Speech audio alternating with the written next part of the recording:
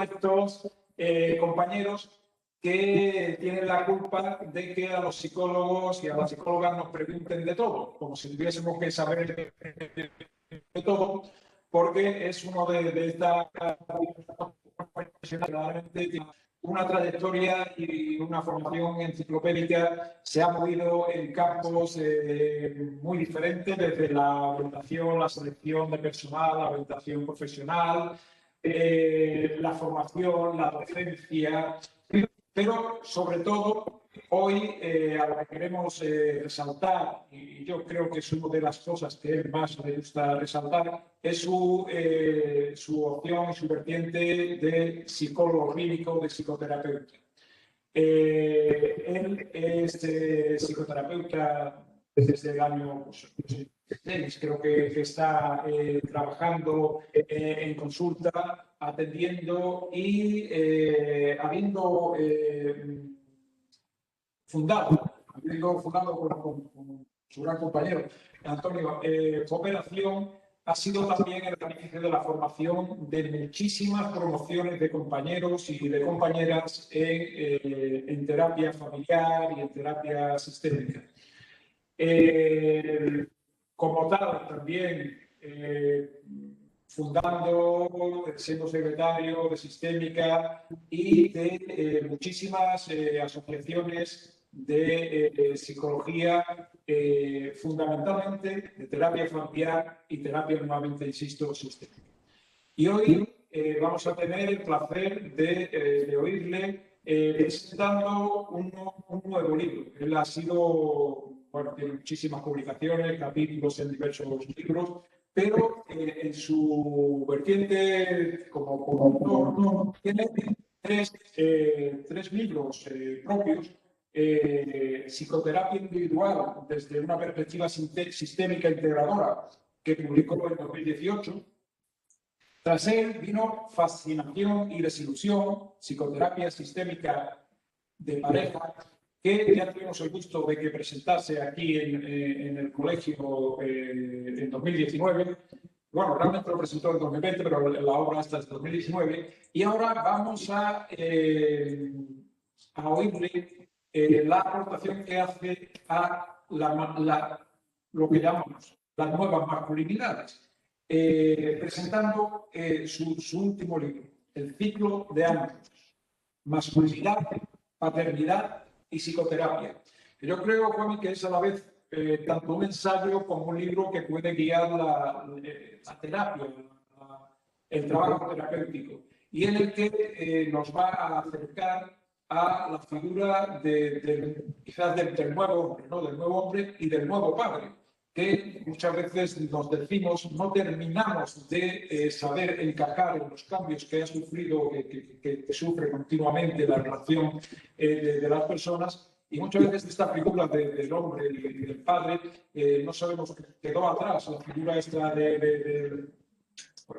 del macho y del antediluviano, pero no terminamos muchas veces de encontrar nuestro papel. Hoy nos va a aventar un poquito Juanmi, y además lo hace en su obra utilizando unos recursos al base de la mitología, el cómic, muchísimas fuentes, y hoy nos va a ilustrar su va a ser ameno, agradable, muy divertido, y vamos a aprender mucho. La estructura, os la recuerdo un poquito de la sesión que vamos a tener, será sobre más o menos una hora de presentación del autor, de Juan Miguel, y luego vamos a tener una media hora de diálogo y de preguntas que seguro se nos van a hacer cortas, pero es el tiempo que tenemos. Para poder hacer estas preguntas tenéis la opción del chat, ir haciendo cuando queráis a lo largo de las charlas, ir haciendo las preguntas que queráis, y del colegio estaremos atentos a ello y luego se las trasladaremos a él en la media hora que queda.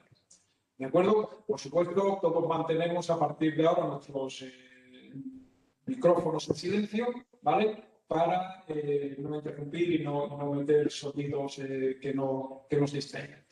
Y ya sin nada más, agradecerles la presencia y por supuestísimo agradecerte muchísimo a Juan Miguel tu trabajo, tus aportaciones, tus libros y que estés aquí con nosotros para presentarnos. Así que muchas gracias, Juan Miguel. Un abrazo desde aquí. Me hubiera gustado que estuvieras a nuestro lado. Después, es la manera en que tenemos que hacer también las cosas y cuando tú quieras. Muchas gracias. Vale, muchas gracias a vosotros. Bueno, ante todo, buenas tardes.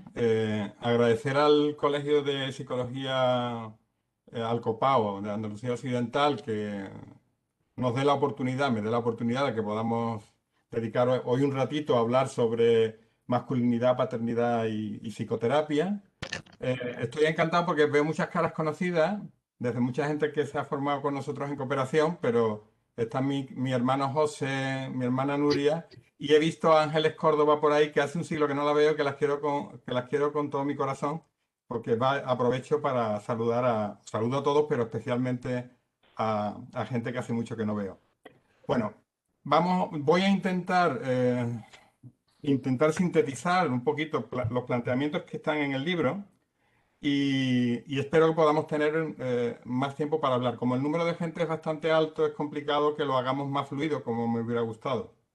Entonces espero que, a ver si nos da tiempo y lo podemos hacer bien. Yo espero que se me oiga. ¿Se me oye? Sí, ¿no? Ok. Bueno, vamos a ver. Inicialmente, a modo introductorio, comentaros que ¿por qué me metí en este tema? A mí siempre me interesó y yo siempre he procurado aplicar cuando he trabajado en psicoterapia enfoque de género. Y lo digo desde el punto de vista sobre todo de los varones, con la mujer también, pero había ciertos temas que me interesaban especialmente. Cuando me puse a profundizar, empecé a detectar distintas cosas. En un primer momento que había muy pocos estudios e investigaciones sobre temas de masculinidad. Últimamente hay mucho más, pero hace unos años había muy poquita cosa, muy poquita. Eh, es lógico que por una necesaria visibilización de lo femenino, que ha tenido que ser así, y lógicamente por el empuje del propio movimiento feminista, curiosamente se opacó un poco el tema de género en lo masculino, cuando es un proceso interesante que podamos verlo incluso en paralelo. Entonces, sí era importante poder acceder, digamos, a ver cómo podríamos visibilizar lo masculino, teniendo en cuenta que han pasado muchas cosas, que ha habido grandes cambios sociales, y eso, como digamos, lo podíamos llevar a nuestro campo y especialmente a la psicoterapia. Hay por otra parte, una cierta dificultad en definir qué es lo masculino. Cuando se pregunta, o si os preguntáis, ¿qué es lo masculino? Habitualmente acabamos hablando normalmente, más que de lo masculino, de la masculinidad, de lo que ha sido, se ha llamado el modelo hegemónico de masculinidad. Es decir, que acabamos confundiendo lo masculino con los efectos de un modelo bastante nefasto que llevamos viviendo durante muchos años. Y había otra última parte que me interesaba especialmente y que por eso me metí a profundizar, y es que muchos de los pacientes varones que yo tenía en terapia solían presentar ciertos rasgos que se repetían, ¿no? Miedo al compromiso, miedo a la expresión de la agresividad, miedo a asumir la paternidad, a la responsabilidad. Es decir, que había como una serie de condiciones como que se repetían en varones, hablamos varones que pueden estar en torno a la treintena, ¿no? Que es un colectivo importante de la gente que accede a psicoterapia, al menos en privado. Entonces, con todo este, digamos, planteamiento inicial, empezamos a estudiar un poco el tema de masculinidad. El primer elemento importante es un poco entender a qué estamos llamando modelo hegemónico de masculinidad. El modelo hegemónico de masculinidad sería aquello que se nos ha impuesto desde la propia construcción social de qué o cómo tiene que ser un hombre. Lo más curioso de este tema son los efectos y los síntomas que eso se van a poder ver en las distintas personas, sobre todo en los varones, ¿no? Evidentemente hay una influencia de lo que se ha llamado el heteropatriarcado, es decir, que lo que se pretende es defender la primacía del hombre sobre la mujer y, por otra parte, la normatividad de la heterosexualidad, es decir, que supuestamente todos debiéramos ser heterosexuales desde esa visión y no dar paso a que pueda haber más opciones. Y Otro elemento importante sería visualizar cuáles son esos efectos nocivos, especialmente en los hombres, que es lo que se ha llamado masculinidad tóxica. Es decir, en qué aspectos esto influye en la vivencia de los hombres. Fijaros que en su momento, el padre del posmodernismo, Michel Foucault, decía que el tema de los géneros se dividen en base a diferencias y estableció tres bloques de diferencias. El primero era actividad-pasividad, entendiéndose que el varón era el responsable de lo activo y la mujer de lo pasivo. Y al igual que cuando trabajamos en psicoterapia, a la mujer hay que ayudarle a acercarse a los aspectos de actividad, al varón hay que ayudarle a acercarse a los aspectos de lo que se llama pasividad, ¿no? Por ejemplo, y esto tiene consecuencias evidentes. Imaginaros, si el hombre está empujado a lo activo, esto significa que uno de los efectos probablemente nocivos que va a sufrir el varón va a ser lo que se llama ser trabajo adicto, ¿no? Lo que le llaman los americanos workaholic, creo que le llaman, ¿no? Es decir, ser una especie de obsesivos del trabajo. Yo, como lo sufro en parte, sé de lo que hablo. Otro de los ejes de diferencia que establecía Foucault era autonomía-heteronomía, entendiendo que al varón se le achacaba la autonomía y a la mujer la heteronomía. De forma que el varón se siente empequeñecido si expresa su dependencia personal o emocional, cuando esto es un tema bastante equívoco porque evidentemente todos los varones en ciertas áreas somos muy dependientes, estaríamos más cerca de la heteronomía. Pero en el reparto, digamos, del modelo hegemónico, se entiende que el varón va a estar en el ámbito de la autonomía y la mujer en el de la heteronomía. Y el último que establece Foucault digamos, dilema de diferencia es el de razón-emoción, entendiendo que el varón es el depositario de la razón y la mujer de la emoción. Cosa que efectivamente genera otra serie de problemas que vamos a ir viendo. Yo de mi cosecha añado tres más. Hay uno que sí es muy conocido, que no es que me lo haya inventado yo, que es el ámbito de lo público y lo privado, entendiendo que al varón se le otorga la posición en lo público y a la mujer en el ámbito de lo privado. Otro podría ser lo que llamé autotropismo, heterotropismo, es decir, el varón suele tener una focalización o una inclinación principal más dirigida hacia sí mismo y a sus propias necesidades.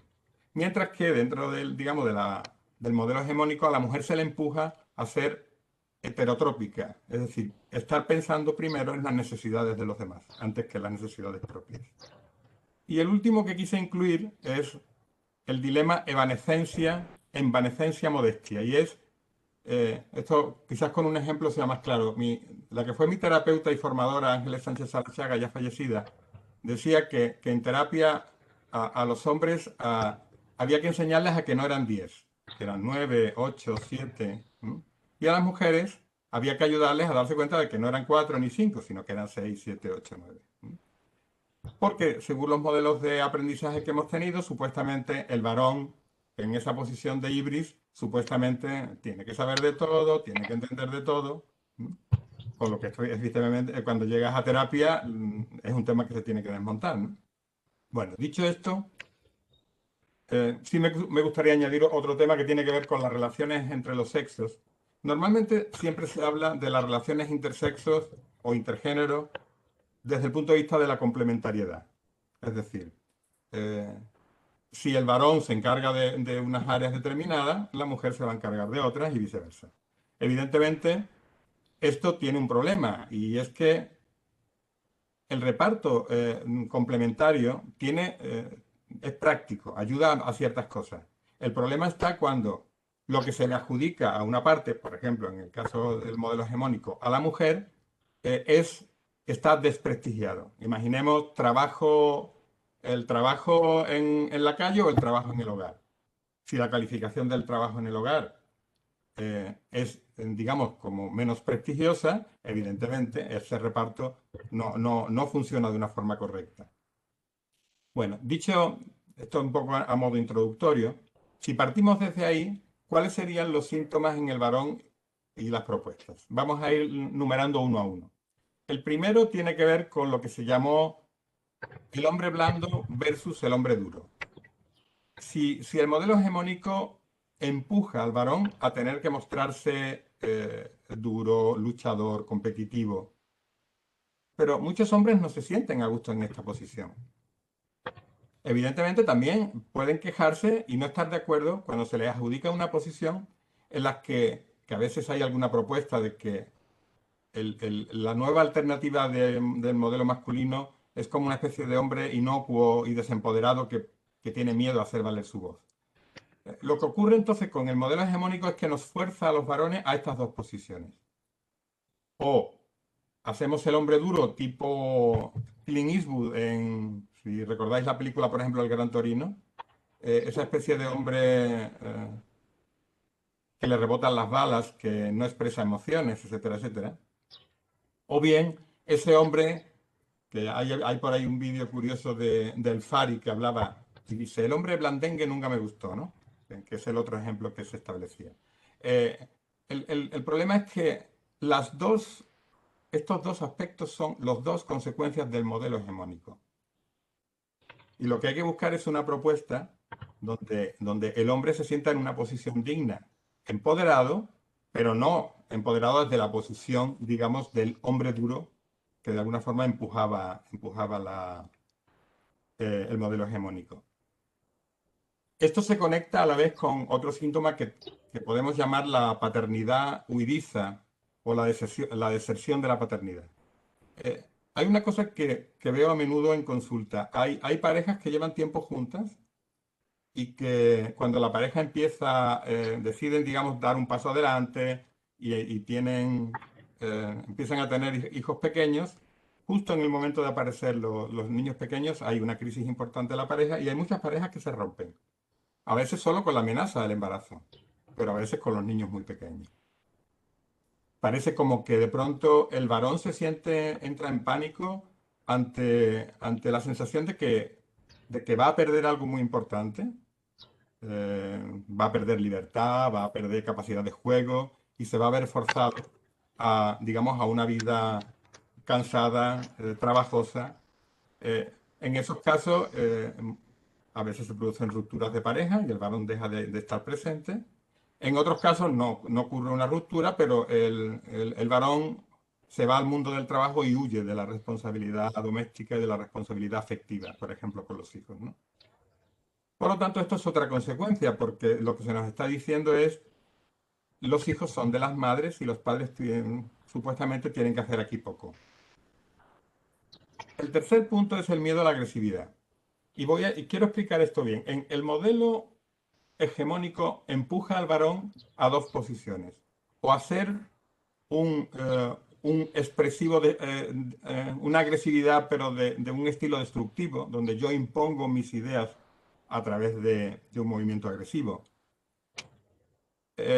Pero la agresividad es un elemento importante en un proceso de crecimiento. Pero hay que entender a qué llamamos agresividad. Erich Fromm siempre decía que hay una agresividad que es instrumental. La agresividad instrumental es aquel empuje que todos tenemos y que nos ayuda a resolver dificultades, a afrontar problemas, a superar obstáculos. Esa agresividad que tiene que ver con salvar el espacio, con decir no, con la asertividad, es una condición necesaria para un proceso de dignificación de hombre y de mujer. Por lo tanto, en un proceso terapéutico, por ejemplo, es muy importante el trabajo de la agresividad. Porque nosotros, para crecer, tenemos que poder decir no, tenemos que poder decir hasta aquí, en esto no estoy de acuerdo, etcétera, etcétera. Es decir, que para una expresión libre, como condición sine qua non, yo tengo que haberme permitido hacer un buen uso de mi agresividad. Y no confundir eso con un uso de la destructividad. Porque el modelo hegemónico te empuja a imponer, que no es la idea, y a veces lo que se olvida es la importancia de poder tener este nivel, esta energía agresiva para poder afrontar las dificultades, los problemas, etcétera, etcétera.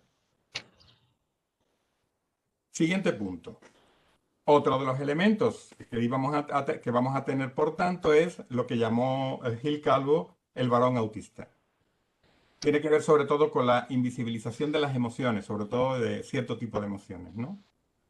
Como se pretendía que el varón era racional y no emocional, pues, por ejemplo, si un varón se deprime, eh, puede ser que no le veamos triste, sino simplemente le vemos enfadado, con una expresión continua de enfado, de cabreo, de molestia, porque hay permiso para expresar el enfado, porque encaja con el modelo, pero no de expresar la tristeza.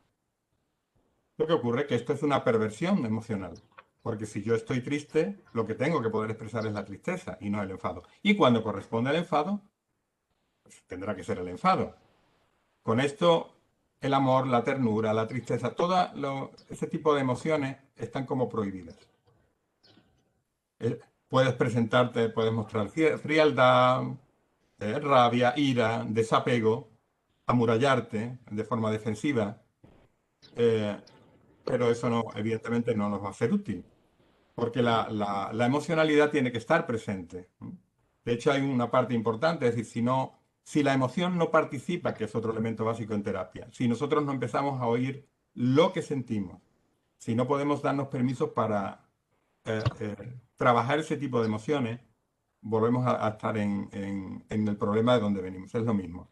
En eso os recomiendo, los que no lo hayáis visto, la película esta que antes comentaba de Clint Eastwood, del Gran Torino, porque, porque el actor que efectivamente lo hace de una forma excelente, no, él no expresa nada, solamente como pequeños detalles que si veis la película veis cómo sufre, cómo le duele o cómo le afecta todo, pero no puede expresarlo.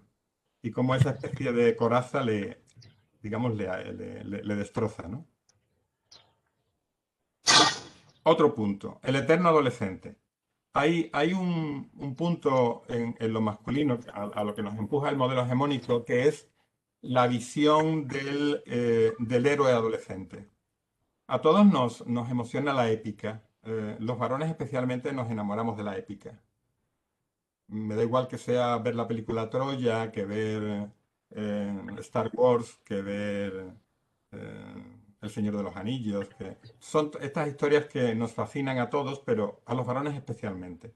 La idea del héroe. Lo que ocurre es que el héroe, y si lo vemos en el último boom de los héroes son los superhéroes de Marvel y de DC. eh, el héroe que se propone es un héroe adolescente. Es un héroe, es un joven que es un hijo crónico. Por eso, si veis en los cómics, ninguno de estos héroes consigue tener hijos ni hacer una vida. Sí, simplemente ellos están si recordáis la figura de Aquiles, que es perfecto para eso, Aquiles simplemente quería estar en sus proyectos, en sus aventuras y estar ahí.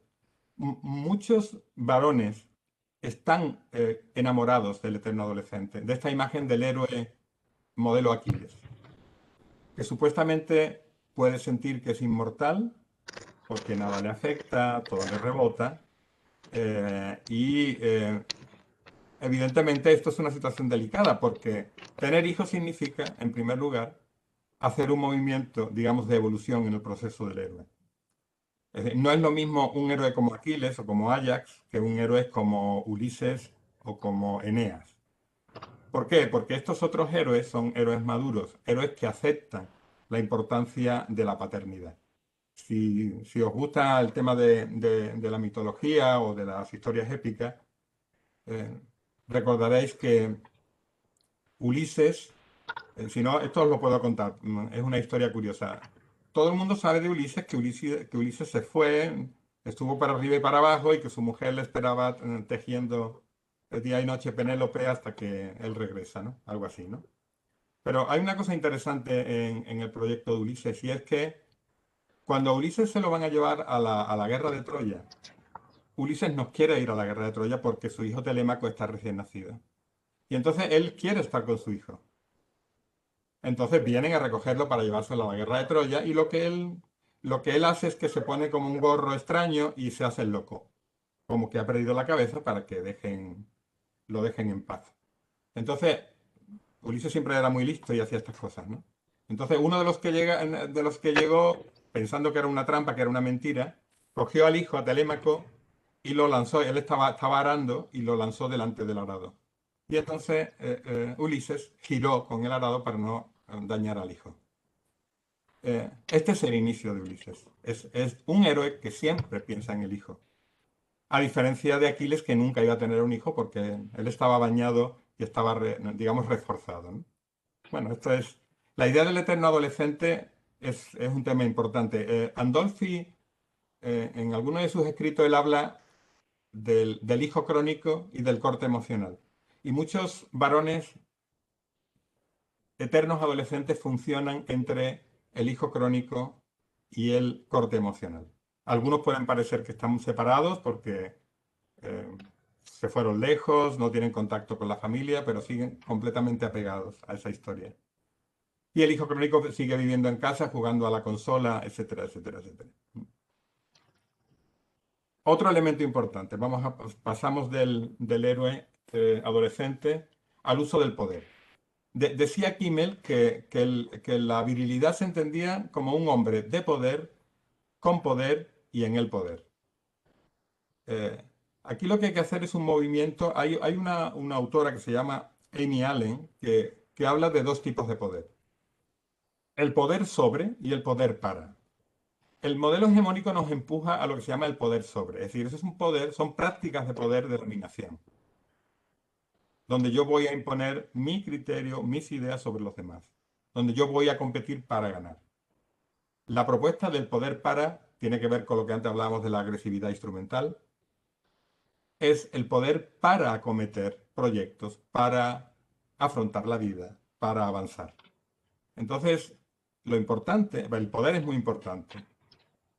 Lo que pasa es que hay que deconstruir las prácticas de poder que tienen que ver con una dominación y poner en marcha toda la capacidad de poder que tiene que ver con cómo voy a resolver mi vida, cómo voy a afrontar, cómo voy a llevar adelante mi familia, mi profesión, etcétera, etcétera. Otro punto. Otro de los síntomas de este modelo es la heterosexualidad impuesta. Lo que se nos dice es que hay que ser heterosexuales, ¿vale? Y además, ahora hay una importante crítica al binarismo y lo que tenemos que entender es que vengamos de donde vengamos, es decir, del cuerpo que vengamos, que este es un tema importante porque no tenemos que olvidar que el cuerpo que encarnamos nos da una forma de ver las cosas. Eh, sí tenemos que tener la libertad de poder decidir qué queremos ser y cómo queremos hacerlo.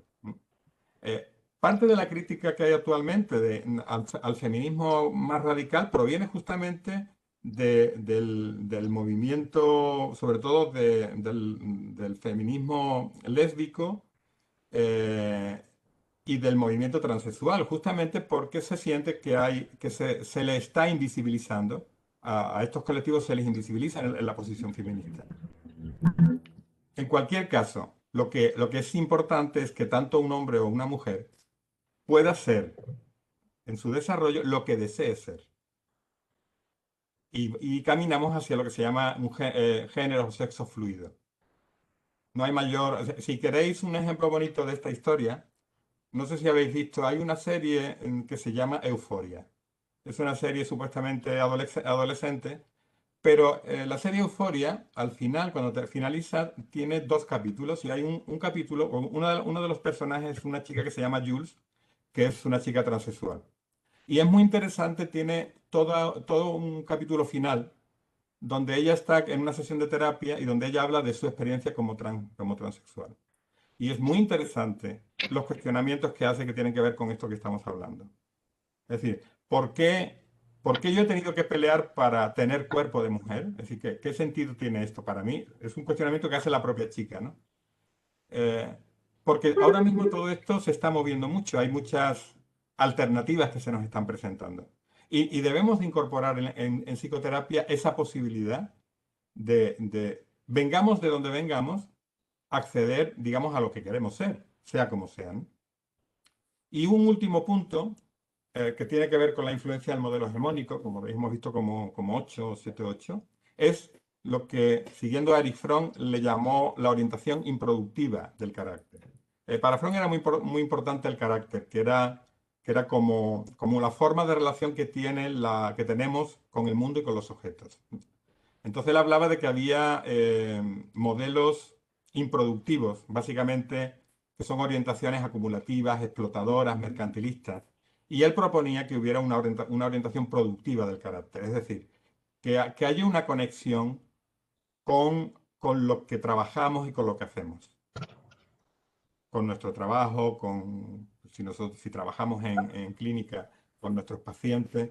Es decir, buscar que haya un elemento importante donde fomentemos aspectos de libertad y de independencia. Bueno, como veis, todos estos elementos estarían presentes. Y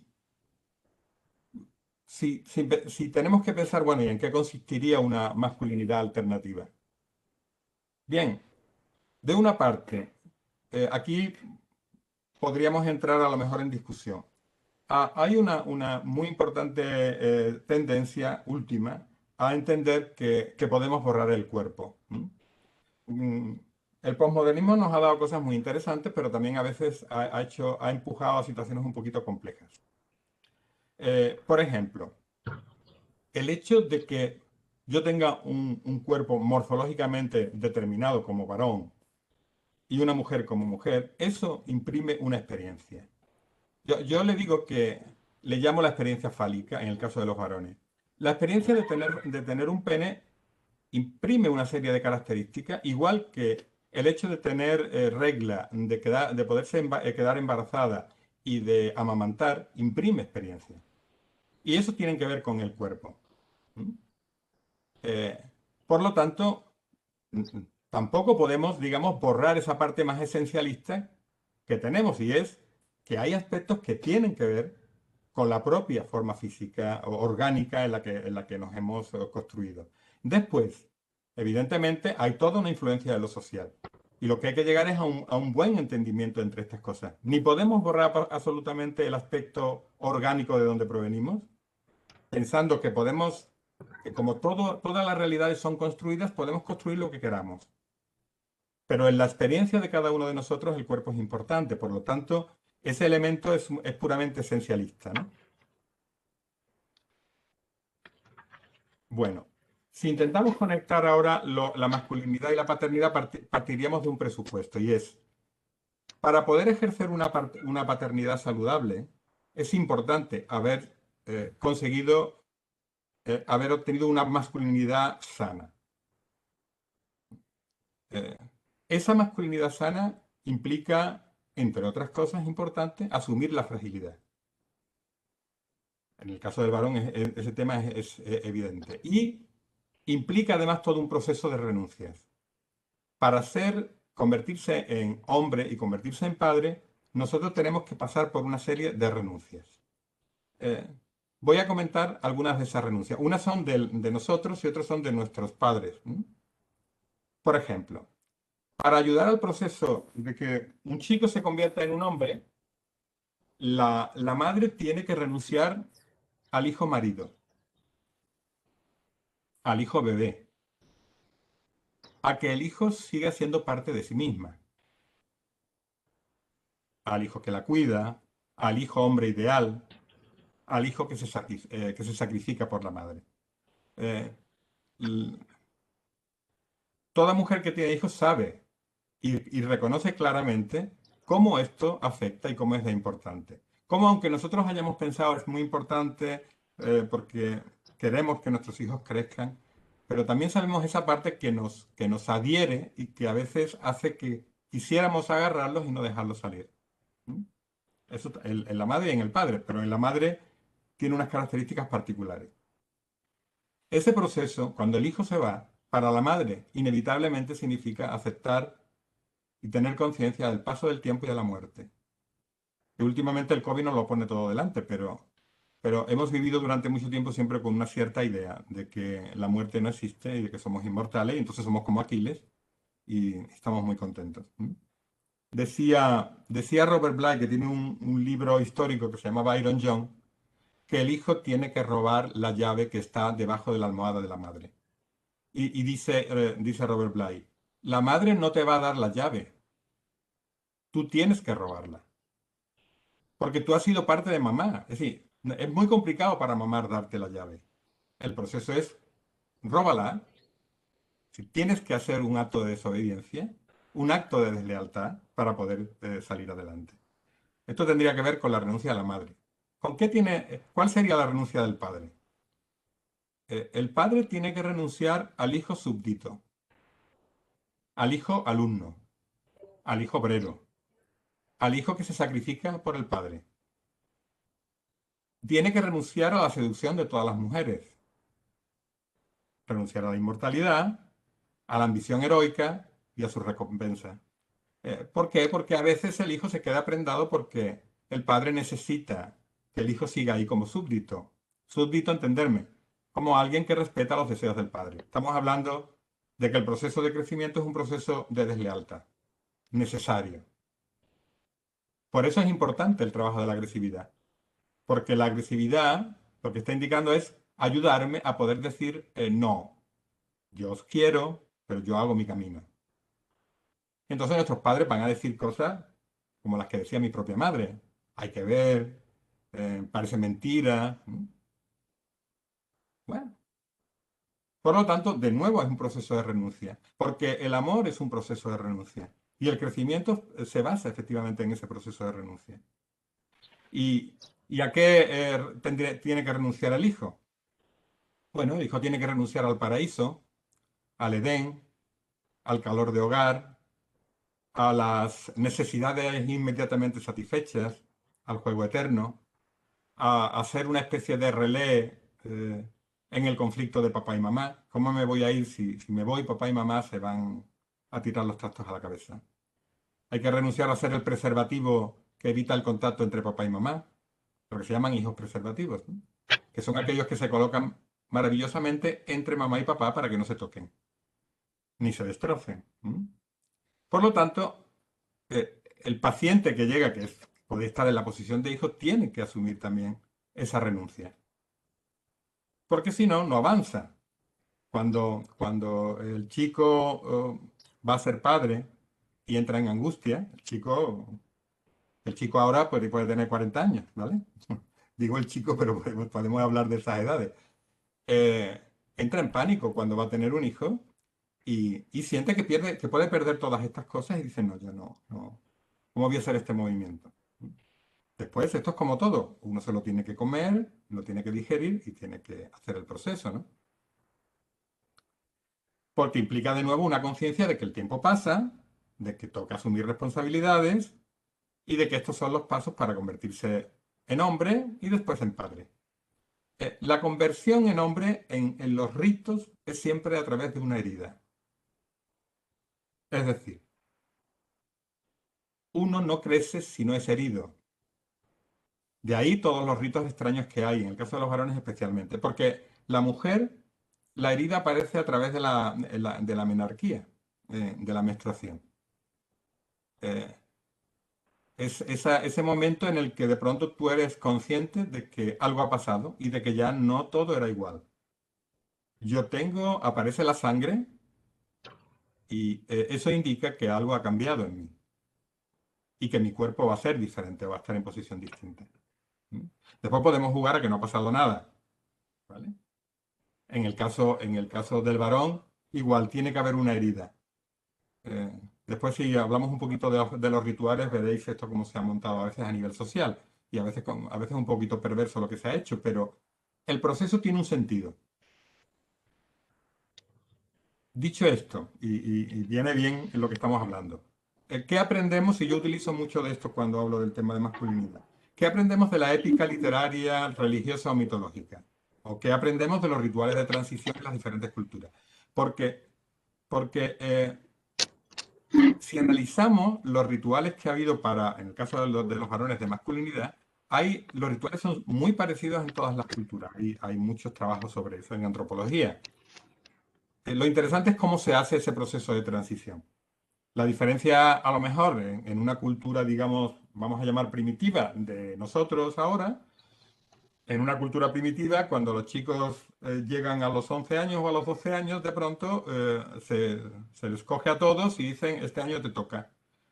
y entonces se les pinta, se les envía al medio de la selva, se les putea, perdóname la palabra, se les fastidia al máximo, de forma que después de que haya pasado esto y tienen que hacer algo o conseguir alguna cosa, cuando regresan ya son hombres, en 3 días. Aquí, ahora con la adolescencia eterna, pues como en 20 y tantos años, todavía estamos intentando a ver si hacemos esa transición que en culturas más primitivas se hacía rápidamente. Lo que sí tenemos es que, si analizamos los rituales, podemos entender que hay un modelo posiblemente universal para el acceso a la masculinidad. Y podemos usar algunos de los guiños de ese modelo para ayudar al proceso de transición. Si analizamos los ciclos heroicos de la mitología y de las religiones, todos describen lo mismo. Hay un trabajo que es muy conocido, pero que es muy interesante para si os gusta, hay un autor que se llamaba, yo creo que ya falleció, que se llama Joseph Campbell, que tiene escrito bastantes, pero hay un libro que es muy conocido que se llama El héroe de las mil caras. Y él habla del monomito. El monomito es una estructura narrativa que está presente en todos prácticamente los mitos. Y cuando hay una serie de éxito de tipo épico, reaparece idéntico. Y ves Star Wars y es un ciclo heroico clásico que lo hubiera dibujado Campbell perfectamente. Si ves El Señor de los Anillos, igual. Si ves Juego de Tronos, igual. Porque es un relato que cuando lo vemos nos fascina. Lo vimos cuando leíamos la Odisea o la Ilíada y lo volvemos a ver ahora cuando nos cuentan una historia de este tipo. Entonces, el rito de transición ahora mismo, concretamente el de acceso a la masculinidad, ya no existe. Nosotros durante una época, los que nos tocó todavía hacerlo, nos decían, cuando hagas la mili te harás un hombre, ¿no? Entonces lo único que quedaba, quedaba como algo un poquito perverso, era que en la mili nos íbamos a hacer un hombre. A mí me tocó hacer la mili y no creo que me ayudara especialmente a ser un hombre, pero evidentemente es como aquel resquicio que quedaba de los famosos rituales de transición. El problema es que eh, se quitaron todos los rituales y ahora no hay nada. Hay un filósofo de origen coreano, pero que trabaja en Alemania, que se llama Byung-Chul Han, que tiene un libro que se llama, tiene bastantes libros, porque este hombre es bastante prolijo escribiendo. La desaparición de los rituales. Y lo que viene a decir es que efectivamente actualmente no hay rituales. Pero ¿un ritual para qué sirve? El ritual ha servido para que un chico pase a ser hombre a través de una ceremonia. Y ahí no hay discusión, se sanciona socialmente ese proceso de transición. Ha ocurrido y se constata que este chico es un hombre. Pero ahora mismo no hay ningún ritual. De forma que cuando hay un problema de crisis, ¿qué hacemos? Pues empezamos a tener síntomas, crisis de angustia o mil cosas variadas y acabamos en psicoterapia. Es decir, que curiosamente el espacio psicoterapéutico se convierte en un ritual de transición, en un espacio ritual de transición. Porque un porcentaje muy alto de las personas que van a terapia eh, vienen en un momento en que por las circunstancias que sean, ese proceso de transición no se ha producido. O sigo muy anclado en familia de origen, tengo dificultad para aceptar, digamos, crear un nuevo espacio en mi vida. eh, y la terapia sirve para ayudar a ese proceso. De hecho, yo siempre que llega un paciente nuevo, siempre miro en qué momento está y cuál sería el siguiente paso, o dónde todavía no ha conseguido sentirse suficientemente mujer, sentirse suficientemente hombre, para afrontar los requerimientos que por el ciclo vital se van planteando. Entonces, como os decía, ahora mismo, en el siglo XXI y en el XX y en parte del XIX, la psicoterapia, sobre todo en el XX y en el XXI, se ha convertido en un espacio ritual para la transición.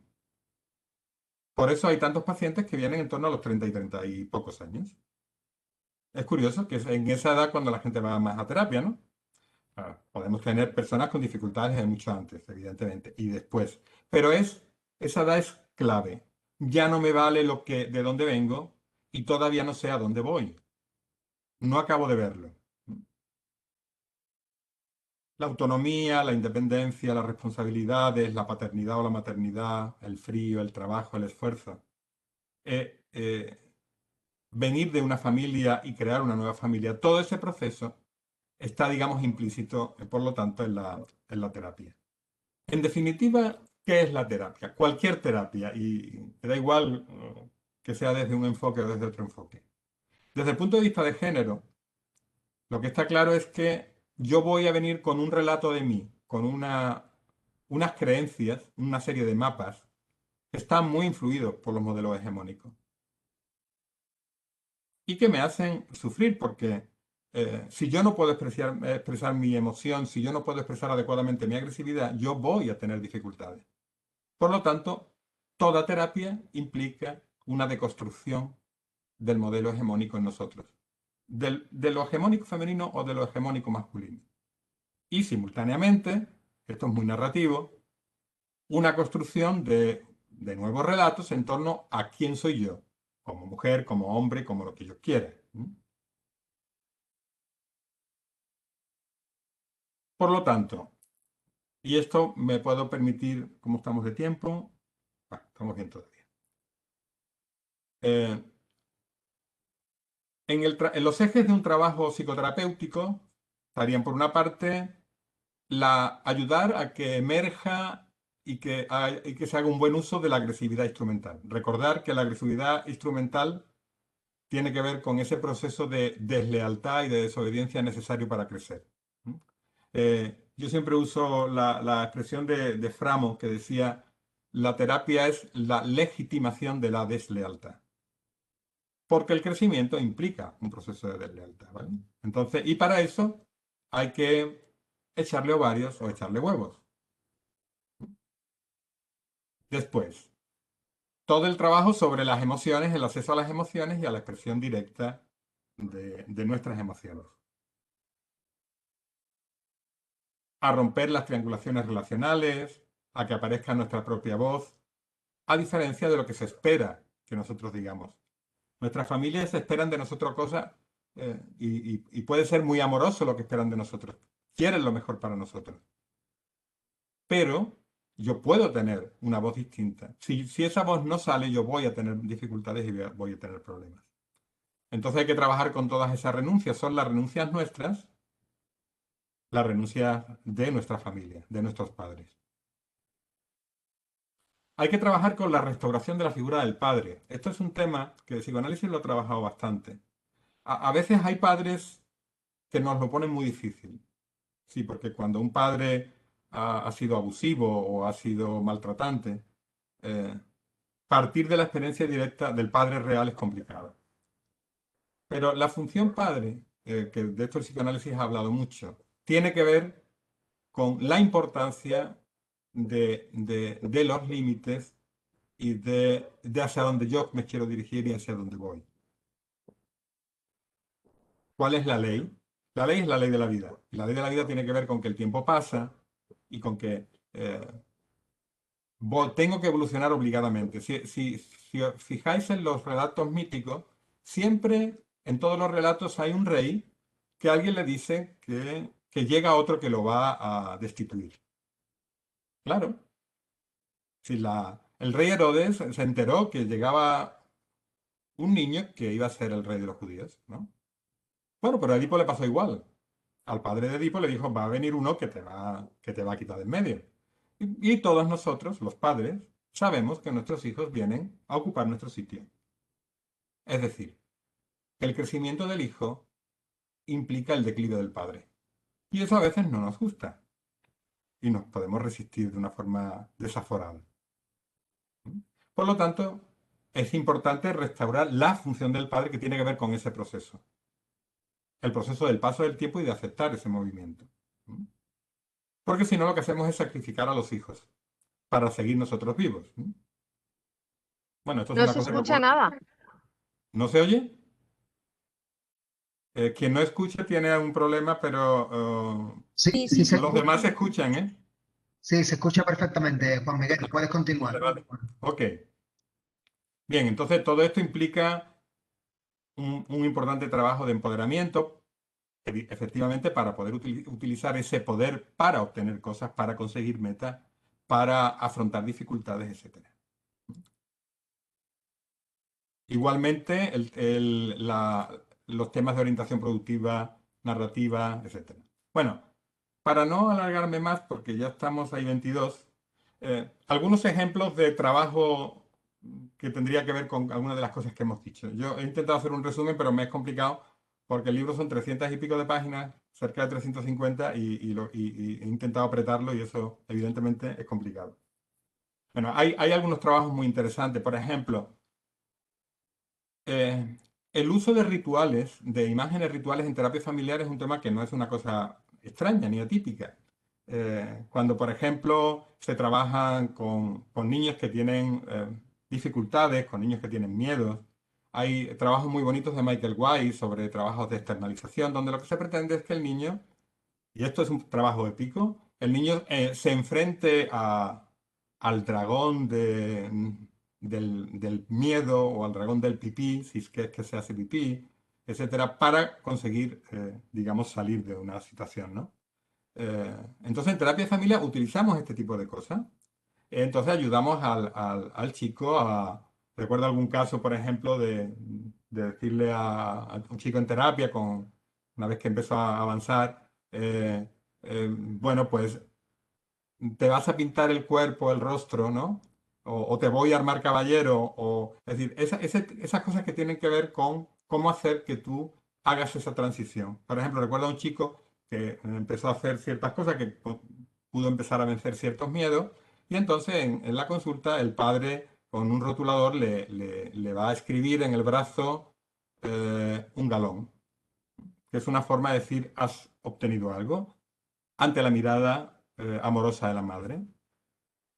Porque eso es algo, curiosamente, que está en lo inconsciente de todos nosotros. Entonces, esa especie de ceremonia que se hace en el espacio de la terapia tiene un fuerte poder simbólico en el chico, pero también en la familia, para entender que hay un proceso que se tiene que producir. Eh, por ejemplo, si una persona está con un proceso muy fuerte de culpa, se le puede enviar tareas. Recuerdo una, por ejemplo, de una paciente eh, con un tema de culpa muy fuerte respecto a su madre, porque la madre había fallecido, y hay un recuerdo y es, en la fiesta del colegio nos dieron una rosa y todos y todas los chicos y las chicas le llevaron la rosa a su madre. Y yo no se la llevé a mi madre y me la quedé en momento en que estaba, digamos, con más de bronca con la madre. Y esto vivido con una culpa grande. Pues puedes introducir cosas del tipo, bueno, vete a la playa. La ventaja de estar en Cádiz es que te puedes ir a la playa. ¿Eh? Vete a la playa, llévate una rosa, báñate y lánzala al mar. Esto aparentemente es una cosa extraña, pero tiene todo un poder simbólico para la chica, para, en este caso una mujer, cuando hace ese movimiento. Primero porque restaura a aquello que no hizo y porque el baño está en todos los ritos de paso y en todas las religiones. Es igual como se llame. En el judaísmo está, en los musulmanes lo tienen, los cristianos también. Todos utilizan el agua como un elemento de limpieza para hacer un proceso de transición. Cuando se armaba un caballero, se tiene que bañar 2 veces, en una época en que se bañaba un poquito, ¿no? Entonces, eh, es cómo incorporamos todas estas cosas en un proceso terapéutico. Algo que ayuda de una forma como simbólica, analógica, a un proceso de transición, ¿no? Eh, a veces ya los padres no están, entonces el poder trabajar, por ejemplo, con los ejercicios que se llaman de presentificación, de poner 2 sillas como las sillas vacías de Gestalt y, y establecer una conversación con tu padre, aquella que nunca tuviste. ¿Y qué te diría tu padre en este momento sobre qué estás haciendo? ¿Y tú qué le dirías a tu padre sobre esto? ¿Qué no le contaste? O sea, digamos que todo este tipo de cosas, lo que se intenta es que tú vuelvas a resituarte en una posición, porque restaurar al padre significa mantener al padre. Suena un poquito religioso, pero tiene su cosita. Es cómo mantener la función del padre, que es una función de orden, de organización y de amor. No estamos hablando de algo que lo que pretende es dominar. Bueno, son y 27 minutos. Yo prefiero callarme aquí porque me he saltado cosas, hay cosas que habré dicho de forma incompleta, pero yo preferiría que de una forma un poquito más laxa ahora hablemos. Podéis disentir todo lo que queráis, me podéis tirar lo que os dé la gana, podéis insultar sin ningún problema y hablamos sobre cosas que os parezcan que valga la pena que lo hablemos, vamos. Bueno, me parece muy bien que aprovechemos, Juanmi, Sí, por supuesto, agradecerte tu presentación y la manera que has intentado resumir solo tantísimo contenido. Se te ha ido un poquito ahora. sí, ¿se ha ido la voz? Resumir tantísimo contenido y yo creo que sería interesante aprovechar la media hora que nos queda realmente para este debate. Creo que si alguien ha ido poniendo preguntas, José Antonio, perdón, lo puede sacar las que haya habido y si no, pues este sería el momento para hacer esas preguntas. José Antonio. Sí, de momento no hay ninguna pregunta en el chat. Lo que sí están preguntando es si hay algún tipo de presentación que pueda facilitar, Juan Miguel. No lo había pensado, pero me lo puedo plantear. Me lo puedo plantear. De todas formas, creo que sí va a haber, que va a haber acceso digamos, a lo de hoy. Se va a poder acceder a través de, ¿no? De un link o algo, ¿no, José Antonio? Sí, se va a poner disponible a través de los medios de comunicación del colegio y en un tiempo se subirá este vídeo. Sí. Vale. Eso sería el resumen. De todas formas, si no, vamos a ver, esto es como umbral, ¿no? Sí. El libro es este, ¿eh? Os lo estudiáis y es decir, que el libro está a vuestra disposición. Simplemente, vamos, si queréis profundizar más en el tema que hemos hablado. Hemos dejado en el chat la referencia del libro para las personas que quieran profundizar. Ok, muy bien. Venga, pues quedo a la espera de lo que preguntéis, de lo que comentáis. ¿Tiene que ser por chat o puede ser así por voz? Pues como, sí, hazlo por vos, como no hay mano a lo que no te veo. ¿Quién eres? Soy Salúdame con la mano. Victoria Juárez. Vale, ya te Victoria veo, ya Juárez. te veo. Sí. Bueno, buenas tardes, Juan Miguel. A mí es un tema que me apasiona desde hace muchos años. Yo llevo desde el año 95 estudiando esto y bueno, efectivamente hay muy poco. Pero a mí me gustaría si nos podías dar algunos ejemplos así prácticos que tú tengas de transición, de rituales de transición, porque efectivamente hay veces que a mí la creatividad ya incluso se me agota, ¿no? No vivo en la playa, ni cerca de la playa, y bueno, vivo en una zona rural pequeñita y a veces es muy complicado, porque es verdad que es muy difícil ayudar a los chicos y a las chicas a llevar a cabo este, esta transición a un modo adulto o a una consideración como adulto, cuando en realidad además tampoco ellos mismos se consideran adultos. Ujú. Es como, y a mí se me acaba la creatividad. Si tienes ejemplos, te lo agradecería. A ver, normalmente el mejor ritual es aquel que se adapta al caso. Quiero decir, si es una familia y están trayendo chicos, pues en función del tema que se traiga. Pero sí es interesante que se introduzcan elementos que son, vamos a llamarle arquetípicos, ¿no? si hablamos del tema del agua, es un ejemplo claro. Eh, eh, lo importante es decir, no es tanto que tengamos una serie, digamos, de rituales cerrados, ¿no? Que tú empleas porque eso no funciona realmente así. Sí que podamos, digamos, hacer visible en el espacio de la terapia de dónde vienes, en qué cosa. Te voy a poner un ejemplo que te puede parecer chocante y a lo mejor, pero lo mismo te ayuda. Y no estoy hablando de chicos, estoy hablando de adultos, ¿vale? Eh, Cuando un adulto tiene síntomas, ¿m? Los síntomas son la herida de la que estábamos hablando.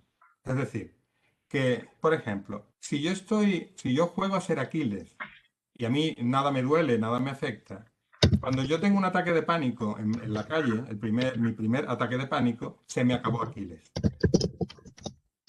¿vale? Por lo tanto, lo importante es que en el relato del proceso terapéutico, el paciente entienda que menos mal que tuvo un ataque de pánico, porque toda la angustia que se va a generar en torno a ese proceso tiene que ver con la herida para una transición. Es decir, estás preparándote para poder enfocarte en el mundo y hacer lo que tienes que hacer. Chico o chica, ¿vale? Eso sería un ejemplo. ¿Cómo aplicar lo que ocurre? Pero claro, si nos vamos a un modelo exclusivamente médico, entonces entendemos que la persona tiene un síntoma y que ese síntoma hay que quitarlo, es decir, cosas de este tipo. Pero desde el punto de vista vital, de desarrollo vital, cuando uno está en un proceso de angustia, es porque es necesario un cambio y porque tengo miedo a ese cambio. Por lo tanto, bendito sea, y hablemos como si esta es la batalla que tienes ahora. El dragón que tienes ahora se llama ataque de pánico. Te pasa en medio de la Avenida de la Constitución. Ese es el dragón que tienes ahora. Y a ver cómo tú peleas con ese dragón. Y cómo lo vences. ¿Vale? Eso sería, no sé si te ayuda, porque no es tanto, es este ritual, no es, me imagino que hay muchos, porque sí puedes utilizar algunos de los que estén por ahí fabricados y habrá incluso libros sobre eso. Pero me gusta más la idea de que el propio proceso de pensamiento nuestro como terapeutas esté pensando en esto, en el proceso como un proceso épico. Como en la forma, por ejemplo, de hablar, cuando tú le dices, qué bien qué valiente que te hayas atrevido a afrontar esta situación. No, qué pena que tienes síntomas. No sé si me explico con esto, Victoria. Sí, creo que lo he entendido, bueno, pues eso, como el valor del síntoma, como el principio del proceso de transición y como el valor que, o sea, a partir de ese momento, si me estoy organizando la cabeza, pero Sí. como que es a partir del síntoma como iniciar el proceso y ayudar a la persona, sea hombre o mujer, a iniciar ese proceso de transición. Y luego en los ejemplos, es que a lo que voy de los ejemplos es que yo procuro sacarlos de su propia historia, de su propio entorno, de su propio ¿Eso es? contexto, ¿no? Digamos. Pero sí que es verdad bueno, que he tenido últimamente ciertas dificultades en encontrar dentro del contexto tan amplio, tan líquido que llaman algunos ahora, ¿no? Algo que sea representativo de ese cambio tan Sí, sí, épico, tan heroico, ¿no? sí, siempre lo hay. La cosa es que a veces, bueno, tenemos que tener un poquito de paciencia. Si empezamos a sentirnos así, como tú dices, que a mí me ha pasado, es porque a veces estamos nosotros trabajando como más rápido de la cuenta, como si estuviéramos nosotros trabajando más de lo necesario. ¿Sabes a lo que me refiero, no? Porque a veces necesita un tiempo para que, digamos, emerja lo que está pasando, ¿no? O a qué te tiene que decir cuando alguien está intentando, imagínate, pues irse a vivir con su pareja y está peleándose con ella y aparentemente te dice, no, no, pero yo no tengo problemas para irme de casa de mis padres, pero está con angustia hasta arriba. Eh, Cualquier movimiento puede contarse como una historia épica. Y has hecho esto, y bueno, ¿y has hablado con tu madre? ¿Y qué le has dicho a tu madre? Pues le dije tal cosa. ¿Cómo te has atrevido a decir eso? Es decir, si te has atrevido a decir eso, es importante lo que le estás diciendo. Tú tienes que ver que tiene un sentido ese proceso que estás haciendo. Es decir, que si te peleas con un dragón no es porque sí, es porque después viene una vida, entendemos que mejor, ¿no? Va a haber un tesoro. Siguiendo el ejemplo, digamos, épico de las historias. Muy bien, tenemos una pregunta que nos hace Loreto y es si nos puedes dar algún ejemplo, alguna pincelada sobre asumir la fragilidad. Vale. Bueno, el mismo que acabo de comentar la Victoria sería útil. Por ejemplo, en el caso de los varones, es decir, como eh, el porcentaje normalmente de personas que reclaman terapia, por sí, normalmente podemos estar en un 75-70% mujeres, un 25-30 varones, más o menos. Esto no es porque los varones tengan menos dificultades, no. Esto es porque para que el varón se plantee la posibilidad de ir a psicoterapia o de ir a un psicólogo o una psicóloga para hablar de lo que le pasa, es complicado. Y más si lo que le pasa es que está triste, si lo que le pasa es que está asustado, porque ¿cómo voy a decir que estoy asustado? Es decir, aparecen todo esto que hemos dicho antes, que son temas de modelo hegemónico. Eh, Perdona, que se me ha ido un poco la pregunta. Recuérdamela, José Antonio, por favor. Sí, alguna pincelada sobre asumir la fragilidad. Vale, sí, sí, perdón. Vale, vale. Quiero decir, el propio proceso ya te está forzando a asumir la fragilidad. ¿Por qué? Porque en el momento en que yo empiezo a sentirme angustiado, triste, aparece toda mi fragilidad. En el momento en que tengo una relación de intimidad con una chica, aparece toda mi fragilidad. Aparecen mis celos, mis inseguridades. El problema es si yo lo que pretendo es jugar a que esto no existe. Entonces, como ejemplo de asumir la fragilidad, es decir, hay que incorporar todo esto que se está sintiendo como un elemento de construcción, no de deconstrucción, sino algo que te va a construir y que te va a hacer crecer. Entonces, asumir la fragilidad significa poder aceptar justamente ese tipo de cosas que nos están pasando y darles el valor que corresponde y no estar peleándonos porque efectivamente nos pasó eso. Por ejemplo, yo una cosa que suelo hacer habitualmente en mi formación y entre la gente que estáis aquí, hay gente que se ha formado conmigo, que me conoce, yo siempre hablo de mis síntomas. Yo siempre cuento cómo fueron mis síntomas, cuándo me dieron, en qué época, lo asustado que pude estar en ese momento. Eso es una forma que tiene que ver con de asumir nuestra fragilidad. Es decir, no podemos jugar a que las cosas no nos pasan, ¿no? No sé si te sirve, Loreto. Sí, lo preguntaba un poco porque como me ha quedado muy claro la parte que comentabas todo el tiempo de lo de las renuncias, pero bueno, sí, el asumir la fragilidad un poco, lo que pasa es que como que luego la redefines, ¿no? Siempre en positivo, para que la vea la fragilidad como algo que le va a dar la pista para hacer ese proceso de crecimiento, cuando él lo que quiere es esconderlo porque cree que eso no le va a servir para nada. Imagino que es por ahí, ¿no? Por donde decías. Te pongo un caso. Hay una persona que atiende en terapia, una mujer, y el marido se han separado, ¿no? El marido es una persona muy acorazada, le cuesta mucho trabajo, digamos, aceptar ningún tipo de fragilidad, ¿no? Es un médico, pero muy, muy cerrado. Eh, es horrible, es decir, lo digo a través de su exmujer, que le sigue teniendo mucho cariño. Cómo este hombre se debate justo por no poder aceptar lo doloroso que es el propio proceso de separación. No sé si me consigo explicar. Es decir, tú estás pasando por un proceso de separación, por ejemplo, la mujer como que tiene un cierto permiso para decir, estoy jodida o lo estoy pasando mal y estoy muy enfadada y todo. Eh, el hombre te puede decir que está enfadado, te puede decir, no, no pasa nada, yo no tengo... Ese juego es muy perverso.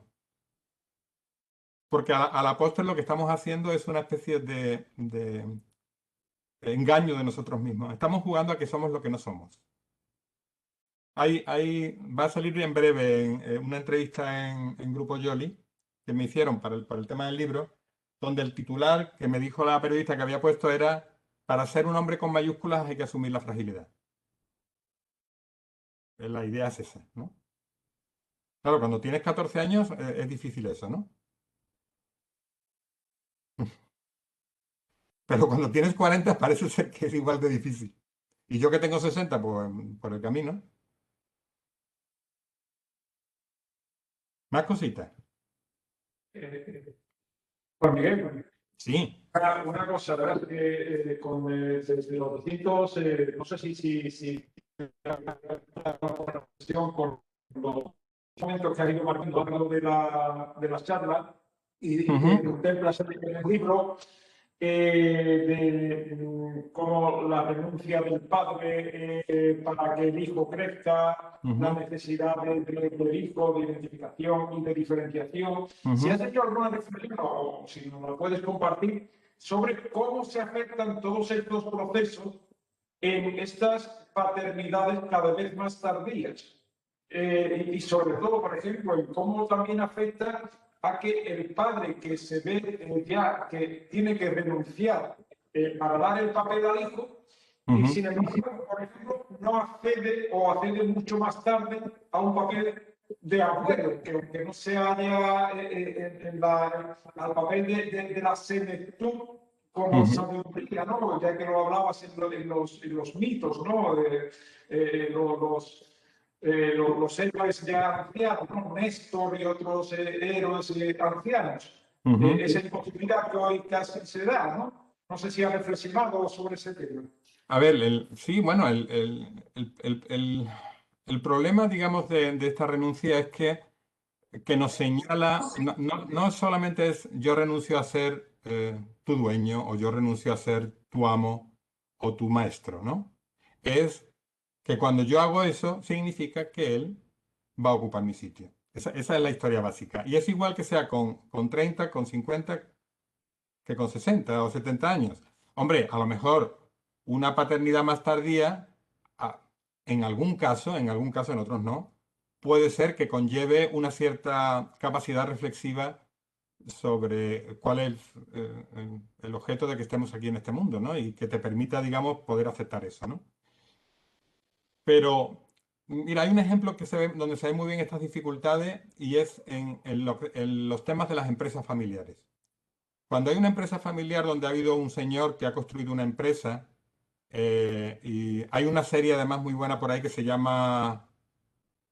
Ay, Descendencia. Bueno, no recuerdo el nombre de la serie. Bueno, olvidemos eso. Y ya la persona está a punto de jubilarse y están los hijos a la espera de recibir, digamos, esa empresa, ¿no? Los problemas tan serios que se producen, porque depende cómo el padre haya gestionado esto con los hijos, tiene efectos muy jodidos. Por ejemplo, hay hijos donde se les ha dado un poder diciéndole, vale, tú vas a hacerte cargo de esto, la empresa va a ser tuya. Es muy habitual que haya un periodo donde el padre empieza a tener problemas con el hijo porque el hijo quiere imponer nuevas visiones y nuevos modelos, lógicamente.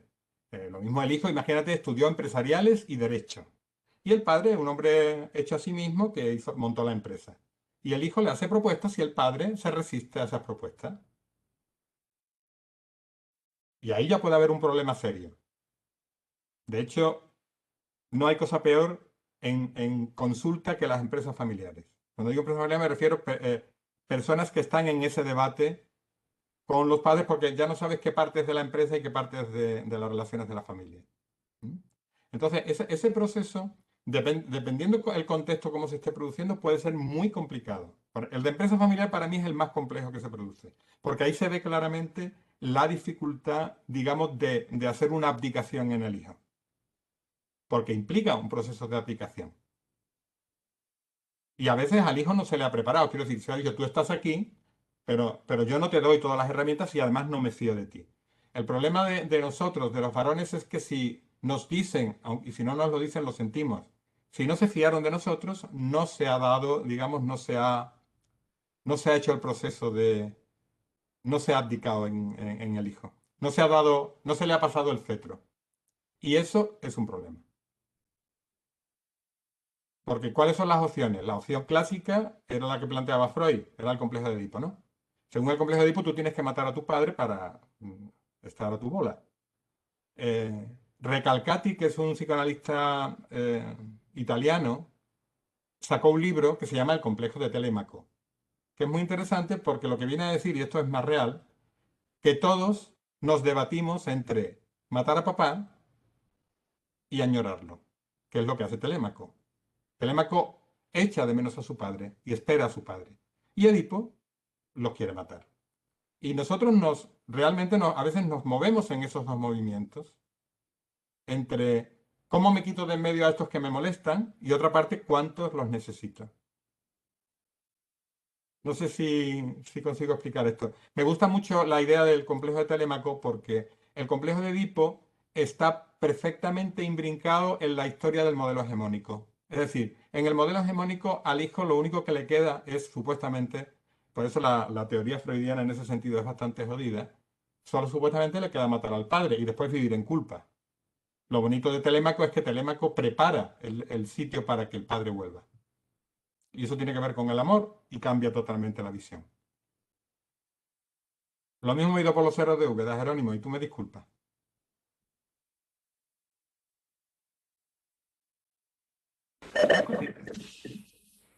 Hola, una Hola, pregunta. José. ¿Se me escucha? Sí. Se te escucha perfectamente. Sí.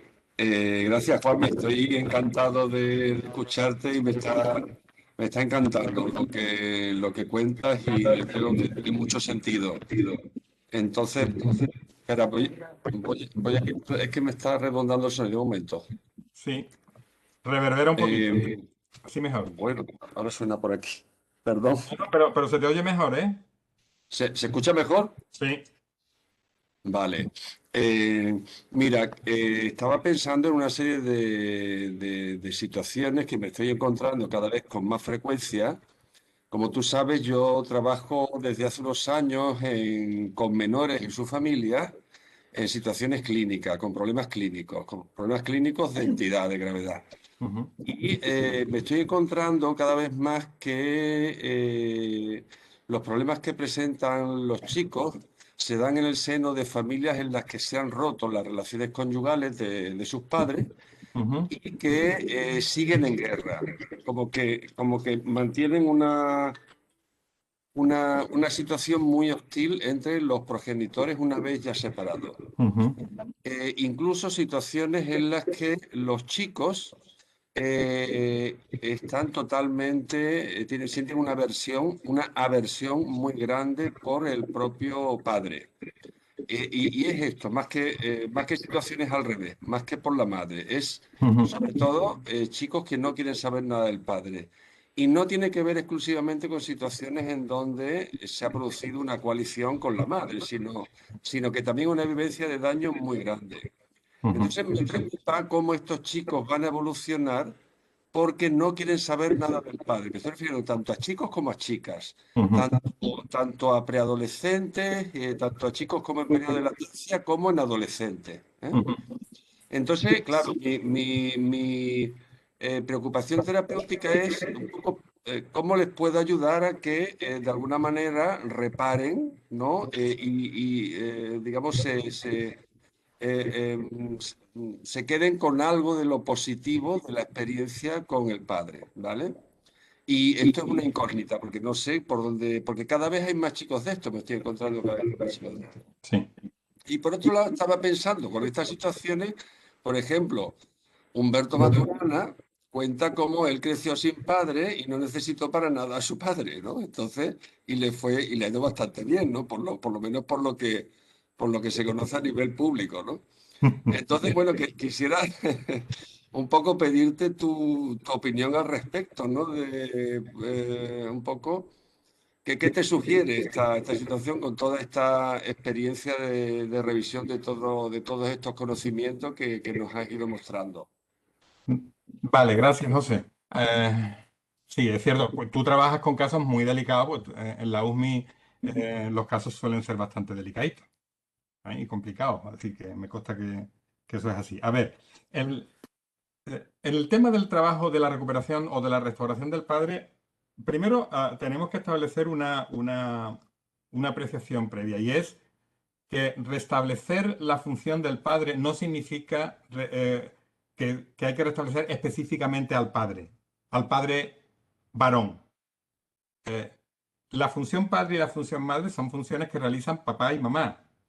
Hay madres con una función padre muy potente y padres con una función madre muy potente. Es decir, que no importa, lo ideal sería que todos fuéramos capaces de cuidar, alimentar, poner límites y ayudarles a salir, ¿no? Digamos, por unir esas dos funciones. Ahora, cuando hay alguna posibilidad de restaurar al padre real, el trabajo ayuda mucho. ¿Por qué? Bueno, pues si tú puedes haber estado muy peleado con tu padre. Y yo lo digo en mi propia experiencia, ¿no? Yo he podido tener cierto conflicto con mi padre. Eh, pero si yo me doy permiso para ver cuánto mi padre hizo por mí o cuánto yo he necesitado de mi padre, las cosas pueden variar. Ayer una compañera, que además creo que está por aquí, exponía un caso de una chica que recibía un mensaje del padre que está en otro continente, con el que estaba enfadado, y le mandaba un mensajito eh, por las mañanas y le decía hola. Y la paciente le decía a la compañera que nos está escuchando aquí, me puede corregir si miento, decía, ¿esto? ¿Hola? ¿Hola?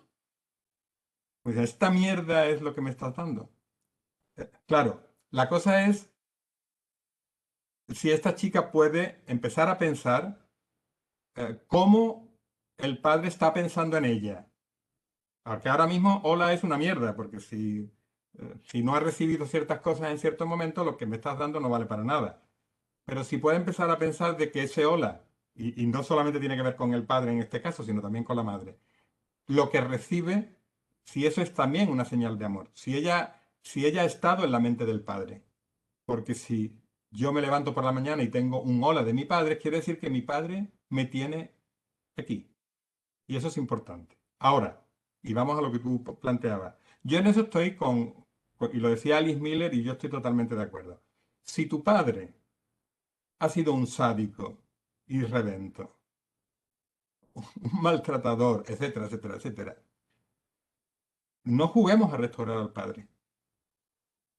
Porque decía Alice Miller, es que hay como una especie de necesidad en los terapeutas de trabajar sobre el perdón. ¿Pero qué perdón? Si este señor ha jodido al hijo, no juguemos al perdón. Entonces, la cosa es, bueno, ¿dónde más hay padre y función padre en estos chicos? Está en los abuelos, en la propia madre, en compañeros, en profesores. Es decir, ¿dónde están los padres? ¿En los terapeutas? ¿No? Es decir, hablemos de la función padre. Porque si nos quedamos solos, yo digo que si hay padre real, mejor trabajar sobre el padre real. Porque ayuda mucho. Pero a veces el padre real no lo podemos usar. Es decir, los psicoanalistas esto lo tenían, Lacan lo establece y él dice que está el padre real, que es el que te tuvo, o el que puso la semilla o el que hizo esas funciones. Está el padre imaginario, que es ese padre grandioso que yo tengo o idealizado o denigrado. Y después está el padre simbólico. Y en psicoanálisis se insiste en la importancia del acceso al padre simbólico. Y el padre simbólico es el acceso a la ley. A la ley de la vida. La ley no es el manual de derecho civil. Es cuál es la ley de la vida. ¿Y qué me toca mañana? ¿Y qué nos toca a todos mañana? No sé, como que cuando yo entiendo lo que tú dices, porque cuando no tienes de dónde rascar, no va, ir ahí sería como forzar al paciente a tener que, entre comillas, hacer una especie de movimiento de perdón que puede incluso envenenarlo más. Alice Miller dice que los efectos pueden ser muy, muy delicados en una persona que se ve, que juega a perdonar. Distinto es que tú realmente perdones, pero yo es que creo que eso es más bien complicado, ¿no? Cuando se te ha hecho mucho daño, ¿no? Y estamos hablando de situaciones de abuso, de situaciones de maltrato y todo eso, ¿no? Pero es cierto que es complicado porque ¿a dónde se agarra ese chico? Yo creo que todos buscamos padres. Buscamos padres por todas partes. Otras cosas que los encontremos o no los encontremos, pero buscamos, ¿no? Y habrá padres, ¿eh? Juan Miguel, Dígamelo. yo voy en la misma línea de José. La Sí. gente que trabaja en servicios sociales o incluso Loreto, por ejemplo, trabaja con transeúntes, Ujú, se trabaja ahora mismo con monomarentalidad. Es decir, las ujú, mujeres se quedan con los hijos y los padres no existen. Ya hemos hablado mucho de los padres periféricos. ujú, Pero a mí me preocupa cuando no hay un modelo cultural de una buena paternidad, ujú, ¿vale? Es decir, que el modelo que tú has hablado de lo masculino y también de lo que significa ser padre, esa ujú. función de paternidad, en este contexto cultural está desdibujado ahora mismo. Es como estamos, pero también está desdibujado el contexto cultural de la feminidad o de la Mm. mujer, ¿vale? Estoy acordando de, bueno, de todo el tema de violencia filioparental que tiene que ver mucho con padres que no existen, etcétera. Entonces a mí me preocupa el tema de ejemplos de cómo se puede restablecer la función de la paternidad cuando realmente los padres a nivel ahora mismo son como muy abandónicos, ¿no? Es una función social que se está cubriendo de una serie de atributos que no sé muy bien a nivel cuando estás en consulta cómo combatir, porque se está llegando también a que esto está entrando también en el ideario cultural, como que los padres ahora mismo, digo en reglas generales y sobre todo en determinados contextos sociales, pero ya cada vez más, se separa cada vez más gente y las mujeres somos las que nos quedamos con los hijos, ¿no? Ujú. No sé cómo eso se puede trabajar en lo que sería, aunque sea restablecer la función del padre desde un punto de vista simbólico, ya que su padre real, pues realmente a lo mejor no se puede reconstruir, como tú Ujú. bien has dicho, ¿no? No sé, a ver qué opinabas tú sobre eso. Bueno, es que tienes razón en lo que estás planteando. Es verdad que está desdibujada la imagen del padre. Ahora mismo está todo desdibujado, eso es lo primero. Desde que entramos en los tiempos, esto de que todo es fluido, llega un momento que ya no sabemos ni dónde estamos, porque no hay punto ni norte. Pero fíjate qué cosa, cuando antes le comentaba a José el tema de que buscamos padres, y me imagino que lo habréis visto en muchos casos, ¿cuántos chicos, y digo de varones, que han tenido serias dificultades, que no hay un punto de referencia como padre, qué profesiones suelen elegir? Hay un par de cosas que la cogen siempre, les encanta. Quieren ser policía, quieren ser militares, quieren, es decir, Sí, bueno, buscan, sí, tiene que ver. buscan la aparición del padre desde una perspectiva, digamos, eh, ser investido desde un padre social, ¿vale? Eso evidentemente no tiene por qué tener un buen resultado, pero es una cosa muy habitual, ¿vale? Entonces, mm, yo creo que lo que nos toca a nosotros, porque nuestra parte de trabajo es muy cortita aquí, es chiquitita, es cómo ayudar a que hombres y mujeres puedan, en una posición de igualdad, trabajar desde esas funciones y asumirlas. Y hacer esos procesos de transición. Es lo único que nos queda.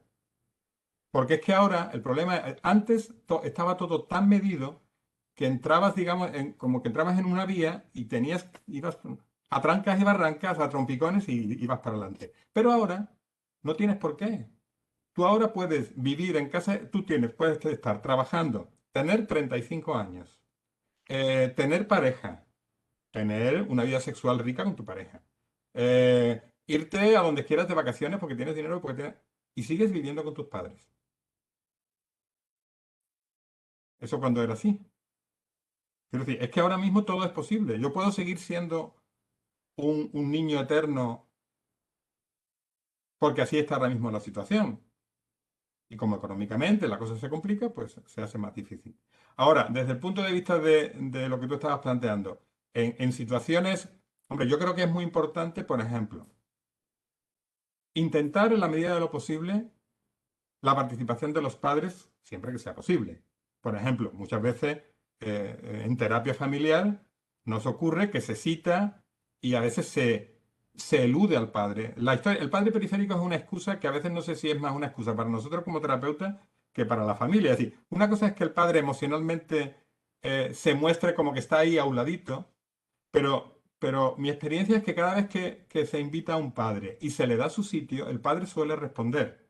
Estoy hablando de padres con las dificultades que puede tener cualquier padre, ¿no? Responder en la medida en la que puede responder. Es decir, en la medida en que entra el padre, la madre puede relajar un poco esa función de conmutador emocional que tiene, donde todo tiene que pasar por ella, que es otro problema de modelo hegemónico. En este caso de lo femenino, donde yo me tengo que hacer cargo de todo. Porque al final, yo puedo decir, no, es que él se evade. Pero es que aquí se echan las culpas y al final es un ciclo sin fin. Tú te evades, yo me hago más cargo de todo, es decir, pero no hay cambios, ¿no? Entonces, ¿en qué medida es posible que los padres estén más presentes, invitar a los padres, fomentar el diálogo? Me gusta mucho el libro de Framo, el de Familia de Origen y Psicoterapia, porque Framo siempre cuenta que él quería hablar con su padre. Pero resulta que y lo prepara todo para poder hablar con su padre de tú a tú, de corazón. Y resulta que antes de tiempo, imaginar un mes antes o algo así, el padre fallece. Y entonces él crea todo un modelo de trabajo que es trabajar con la familia de origen para poder hablar con los padres. Cosa que es interesante, ¿no? Porque para él era importante haber tenido esa conversación. Y todos, es decir, mi padre murió cuando yo tenía 17 años. Pues claro que yo tendría que haber tenido alguna conversación con mi padre. Evidentemente, con 17 años es muy difícil tener una conversación con tu padre. Pero claro, es después el tiempo, la vida, lo que te va haciendo resituar ciertas cosas. El hecho de ser padre también te ayuda a resituar ciertas cosas. Es decir, cuando tienes hijos, a la vez tienes que volver a mirar eso, ¿no? Bueno, Canevaro hace mucho eso también. ¿Cómo? Canevaro. Ah, sí, sí, Canevaro igual. Canevaro además le da especial importancia, incluso todas las técnicas, la de la mochila, todo eso siempre es, ¿qué me das, qué te doy, qué te llevas? Toma, te doy esto, llévatelo, esto es lo que te doy, ¿no? Para que, bueno, que es un trabajo muy bonito. Sí, sí, señor, así es. ¿Más cositas?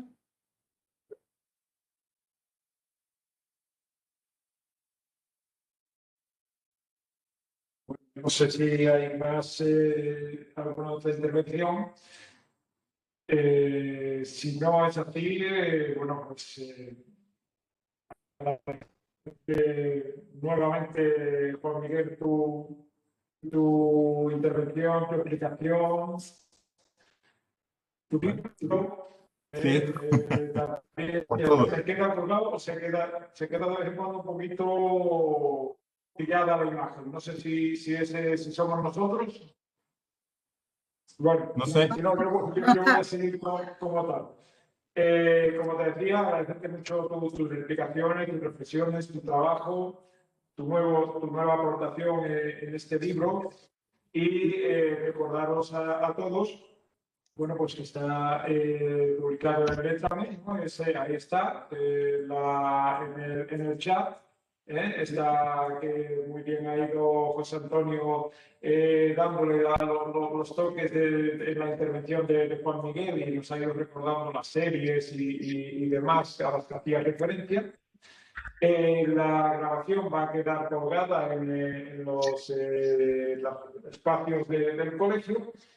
Y bueno, yo que por mi parte, pues agradecerte nuevamente que hayas presentado este nuevo libro en el colegio y casi que volverte a amenazar, porque después de esto, pues mal te vas, o sea, mucho vas a tener que correr y escapar para que no volvamos a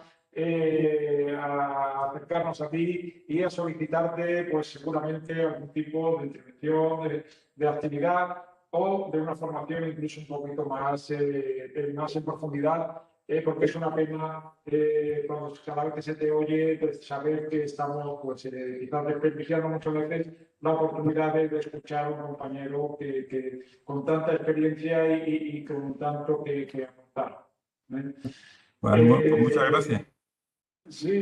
Muchas gracias. No, yo no me voy a escapar de nada que me propongáis. Yo agradezco que me hayas dado la oportunidad porque en principio la idea era simplemente dar a conocer el libro y la propuesta que hicieron los compañeros del colegio era que lo hiciéramos de esta forma, que quizás era complicado porque no sabía cómo contarlo sin aburriros en exceso, porque si hubiéramos sido un grupito más pequeño, podríamos quizás haberlo hecho diferente, pero al ser un grupo más grande era complicado y a mí tampoco me gusta esto de hacer tipo conferencia, pero que os agradezco la atención.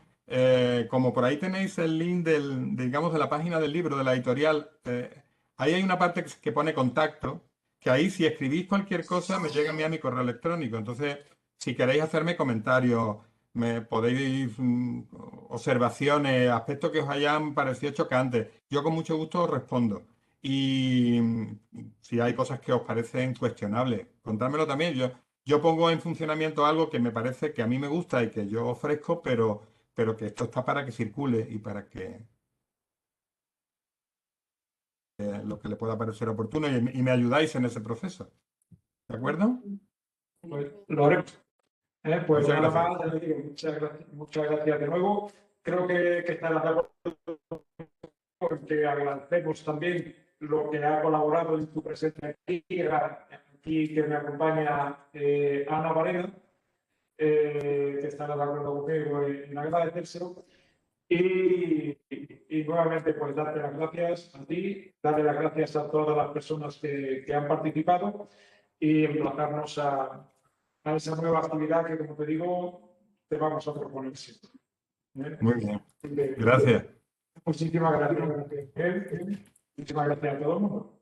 Creo que con esto podemos, José Antonio, tú eres el que en cuestiones de ordenación de la reunión, tú eres el que mandas, ¿no? Sí, pues cuando queráis damos por finalizada la reunión. Pues Víctor. Muchas gracias, Juan. Gracias. Gracias. Gracias. Muchas gracias. Muchísimas. Hasta luego. Venga, Muchas gracias. Me ha gracias. encantado Muchas verte. gracias a todos. Gracias.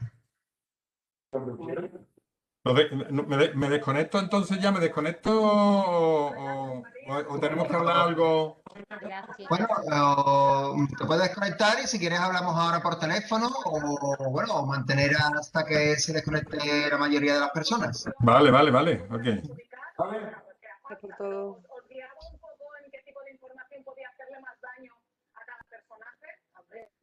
Por ahí, papá. Si quieres, mira, hacemos voy a, como va lenta la desconexión de las personas, Ujú. voy a intentar acelerarla un poco, ¿vale?